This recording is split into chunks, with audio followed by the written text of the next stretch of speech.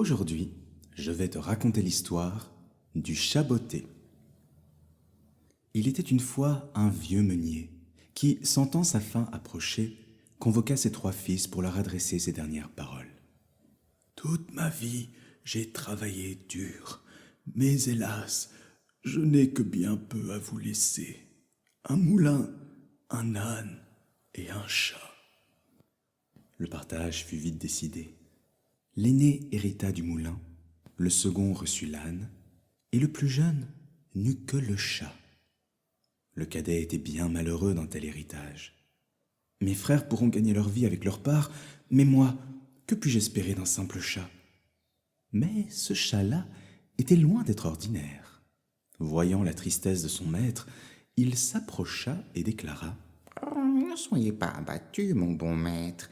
Donnez-moi un sac et une paire de bottes, et je vous montrerai que tout s'arrangera. » Le jeune homme, intrigué par l'assurance de l'animal, accepta sa demande.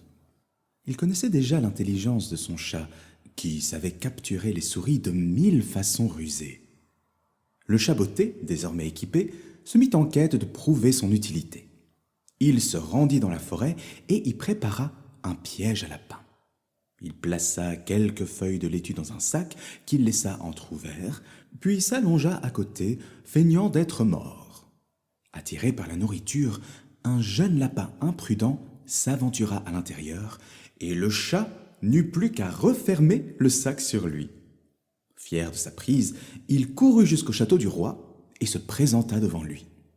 Avec une élégante révérence, il déclara « Majesté, voici un présent de la part du marquis de Carabas. » Le roi, bien qu'un peu surpris par ce mystérieux donateur, fut flatté et remercia le chat.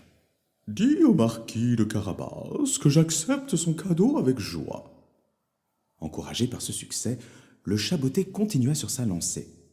Quelques jours plus tard, il captura 2 perdrix et alla les offrir au roi au nom du marquis de Carabas. Charmé par cette attention, le roi ordonna que l'on serve un festin au chat en guise de récompense. Il advint qu'un jour, le chat apprit que le roi et sa fille, une princesse d'une grande beauté, allaient se promener près d'une rivière. Il dit alors à son maître « Suivez mon conseil, et vous deviendrez l'homme le plus heureux du royaume. Allez vous baigner dans cet étang. » « Mais je n'ai nulle envie de me mouiller, » répliqua son maître. « Assez tergiversé. Contentez-vous de m'obéir. » Le jeune homme obéit à contre-cœur. À peine était-il dans l'eau que le chat se mit à crier à plein poumon. « Au secours! Mon maître, le marquis de Carabas, se noie. » Le roi, alerté par ces cris, reconnut immédiatement le chat qui lui avait offert tant de cadeaux. Il ordonna à ses gardes de secourir le jeune homme. Pendant ce temps, le chat, toujours aussi malin, avait pris soin de cacher les vêtements usés de son maître. Il déclara alors au roi: « Hélas, Majesté, pendant qu'il se baignait, des voleurs ont emporté tous ses habits. » Le roi ordonna aussitôt qu'on lui apporte de riches vêtements. Ainsi vêtu, le jeune homme monta à bord du carrosse et se trouva nez à nez avec la fille du roi. Dès que leur regard se croisa, les 2 jeunes gens sentirent leur cœur battre la chamade. De son côté, le chat botté s'élança à toute vitesse dans les champs voisins. Là, il s'adressa aux paysans qui ont labouré la terre. « Lorsque le roi vous demandera à qui appartiennent ces terres, répondez-lui qu'elles sont celles du marquis de Carabas. Sinon, je vous ferai hacher menu comme chair à pâté. » Effrayés, les paysans obéirent. Et lorsque le roi les interrogea, tous affirmèrent que ces vastes domaines appartenaient bien au marquis. Un peu plus loin, le chat botté s'arrêta devant un immense verger et menaça les paysans qui y récoltaient des fruits. « Lorsque le roi vous demandera à qui appartiennent ces terres, répondez-lui qu'elles sont celles du marquis de Carabas. Sinon, je vous ferai hacher menu comme chair à pâté. » Une fois de plus, le roi fit une halte et demanda aux paysans à qui appartenaient ces terres. En entendant qu'elles étaient la propriété du marquis de Carabas, aussi loin que l'œil portait, le monarque se retourna vers le jeune homme. « Ma foi, cher marquis, Voilà de bien belles possessions. Le maître du chat botté rougit et se contenta de sourire, ce qui attendrit d'autant plus la belle princesse qui était assise à ses côtés. Poursuivant sa route, le chat arriva devant un immense château qui appartenait à un ogre redoutable et très puissant. Le chat botté demanda audience et un garde le mena dans un dédale de corridors et de pièces richement décorées. Lorsqu'il pénétra dans la salle à manger où se tenait le maître des lieux, le chat tressaillit.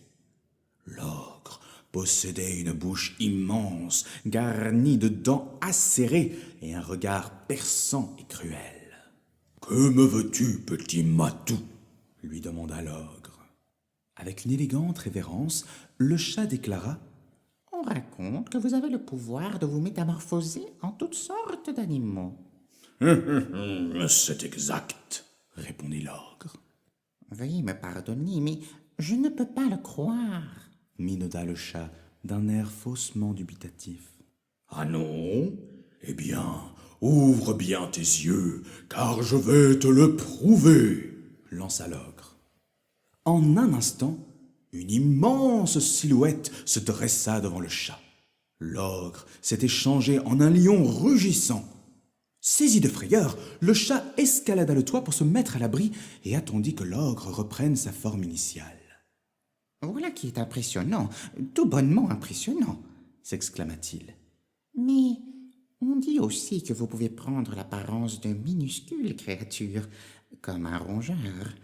J'ai du mal à le croire, vous qui êtes si grand et imposant. » Flatté, l'ogre s'écria « Tu doutes encore? Regarde bien !» À peine eut-il prononcé ces mots qu'il se transforma en une toute petite souris trottinant sur le sol. C'était exactement ce que le chat attendait. D'un bond, il attrapa sa proie et n'en fit qu'une bouchée. Peu après, le cortège royal arriva devant le château. Le chat botté fit abaisser le pont-levis et courut accueillir le roi. « Bienvenue, Majesté, dans le château du marquis de Carabas, » déclara-t-il avec panache. Le roi, ébahi par tant de splendeur, regarda le jeune homme avec admiration. « Quelle magnifique demeure! C'est donc ici que vous vivez, cher marquis ?»